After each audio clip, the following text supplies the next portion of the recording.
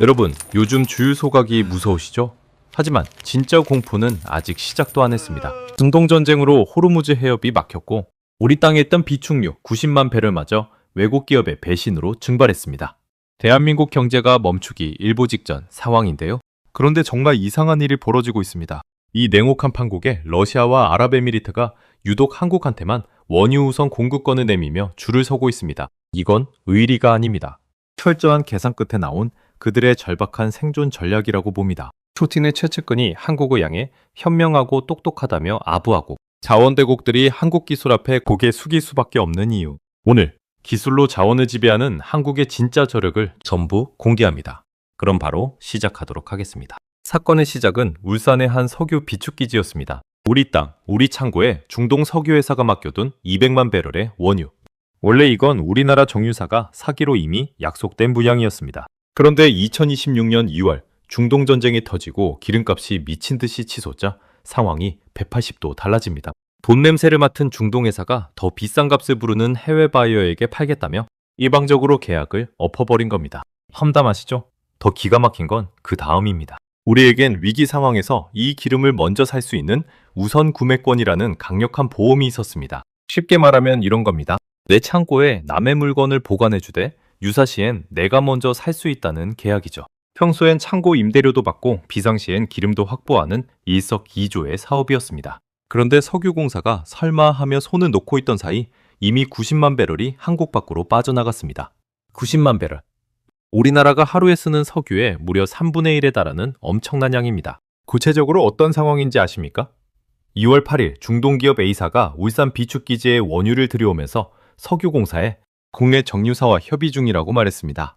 그 말을 고지고대로 믿은 석유공사는 우선 구매권 행사를 미뤘죠. 하루가 지나 9일이 됐을 때 사실 해외 기업에 팔아버렸다는 청천벽력 같은 말이 들려왔습니다. 이미 계약이 끝난 뒤였습니다. 협상 끝에 200만 배럴 중 110만 배럴은 겨우 국내에 남겼지만 90만 배럴은 그렇게 우리 눈앞에서 사라졌습니다.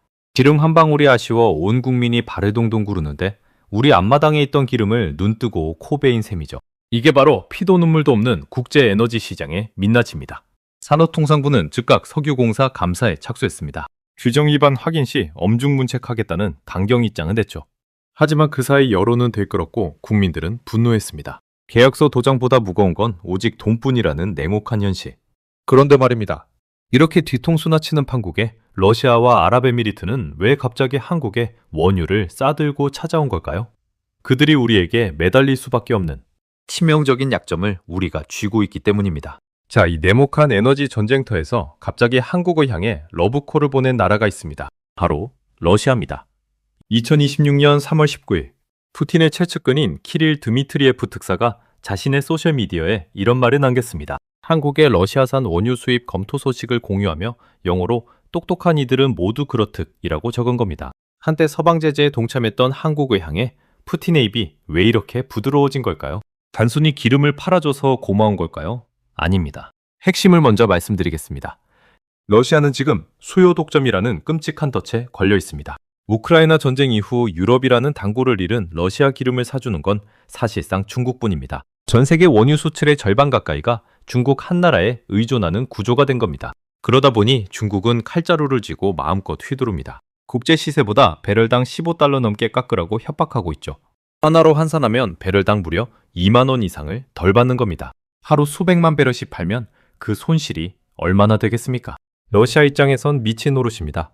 이때 나타난 한국은 중국의 횡포를 막아줄 유일한 대안카드인 셈입니다. 미국 재무부가 2026년 3월 12일 유가 안정을 위해 4월 11일까지 한시적으로 러시아산 원유 제재를 완화하자 한국산업통상부는 즉각 SK에너지, GS칼텍스, SO일, HD현대 오일뱅크 등 정유 4사와 긴급 회의를 열었습니다. 러시아산 원유를 한국이 사주겠다는 신호를 보낸 겁니다. 그러니 드미트리에프가 역시 똑똑하다며 엄지를 치켜 세울 수밖에요. 그런데 여기서 더 중요한 게 있습니다. 러시아가 한국에 미소 짓는 진짜 이유, 그건 당장의 원유 판매가 아닙니다. 러시아의 미래, 북극 액화 천연가스 프로젝트 때문입니다. 러시아 북극 바다 밑에는 상상을 초월하는 천연가스가 묻혀 있습니다. 러시아 국영 에너지 기업 노바텍이 추진하는 이른바 아크틱 LNG2 프로젝트입니다. 이 가스를 캐서 팔면 러시아는 수십 년치 외화를 벌 수 있습니다. 그런데 문제가 있습니다. 북극바다는 1년 내내 두께 2m가 넘는 얼음으로 덮여있죠. 영하 263도의 극한 냉기에서 액화시킨 가스를 싣고 얼어붙은 바다를 뚫고 나갈 배가 필요합니다. 이게 바로 쇠빙 LNG선입니다. 얼음을 깨며 항해하는 세상에서 가장 정교한 배죠. 그런데 이 배를 설계하고 제대로 만들 수 있는 나라? 지구상에서 사실상 한국이 유일합니다. 삼성중공업은 이미 러시아 야말 프로젝트에서 쇠빙 LNG선 15척을 성공적으로 납품한 경험이 있습니다. 러시아가 자체 기술로 최근 한 척을 어렵사리 만들어 시험 운항에 나섰지만 전문가들은 한국 조선사들이 없으면 대규모 양산은 불가능하다고 말합니다.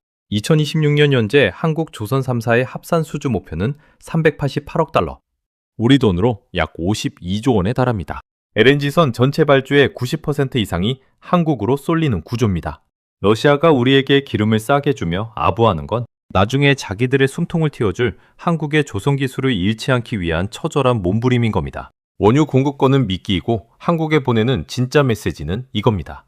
우리가 필요할 때 외면하지 말아달라. 자, 러시아가 미래의 돈줄 때문에 매달린다면 중동의 아랍에미리트는 지금 당장의 생존 때문에 한국에 손을 내밀었습니다. 이 이야기는 2026년 2월 28일 밤으로 거슬러 올라갑니다. 미국과 이스라엘의 이란 기습 공습이 이루어진 그날 밤, 이란은 즉각 반격에 나섰습니다. 주변국 미군 기지와 동맹국들을 향해 탄도미사일 174발, 드론 689기, 순항미사일 8발이 일제히 쏟아졌습니다. 영화에서나 보던 미사일 포화가 현실이 된 순간이었습니다. 아랍에미리트 수도 아부다비 상공이 빨갛게 물들었습니다. 절체절명의 위기였죠. 미국의 패트리엇, 이스라엘의 에로, 그리고 여러 방공체계가 일제히 가동됐습니다. 그리고 그 한가운데 조용히 그러나 압도적으로 작동한 시스템이 있었습니다. 바로 한국의 천궁2였습니다. 아부다비 알다프라 공군기지에 실전 배치된 천궁2 2개 포대가 전투 모드로 돌입했고 60여 발의 요격 미사일을 발사해 무려 96%의 명중률을 기록했습니다. 미국 패트리엇보다 오히려 더 높은 수치였습니다. 순항 미사일의 경우엔 8발 전부를 100% 격추했습니다. 이건 기적이 아닙니다. 대한민국이 수십 년간 피땀 흘려 갈고 닦은 기술의 결과입니다. 이 성과가 얼마나 대단한지 한번 비교해 보겠습니다. 미국제 패트리엇 요격 미사일 한 발 가격은 약 40억에서 60억 원입니다. 그런데 천궁이는 한 발에 약 15억 원입니다. 가격은 3분의 1이면서 성능은 동급이거나 오히려 우위에 선 겁니다. 미국과 이스라엘은 3천만 원짜리 드론을 막기 위해 수십억짜리 패트리엇을 소모하면서 재고가 바닥나는 상황에 처했습니다. 그 결핍을 채워줄 수 있는 건 가성비와 성능을 동시에 갖춘 천궁2뿐이었죠. 방산 시장에서 실전에서 증명된 무기라는 타이틀은 어떤 광고보다 강력합니다. 아이언돔이 실전 경험을 바탕으로 세계 방산 시장을 장악한 것처럼 천궁2도 이제 그 반열에 오른 겁니다. 사태가 긴박해지자 아랍에미리트는 이례적인 결정을 내립니다. 3월 8일 밤 아랍에미리트 공군 수송기를 직접 한국 대구공항으로 보낸 겁니다. 미사일 포대 전체가 안 되면 유격탄이라도 먼저 달라며 긴급 공수를 요청한 거죠. 우리 정부가 30여 발의 미사일을 급히 실어 보내자 아랍에미리트 대통령 고문인 압둘라 교수는 소셜미디어에 이렇게 적었습니다. 어려울 때 도와주는 친구가 진짜 친구다. 그리고 열흘 뒤인 3월 18일 아랍에미리트는 전 세계를 놀라게 할 보답을 발표합니다. 특사 자격으로 아랍에미리트를 방문한 강훈식 대통령 비서실장이 귀국 후 발표한 내용은 이렇습니다. 한국에 2,400만 배럴의 원유를 최우선으로 공급하겠다는 약속.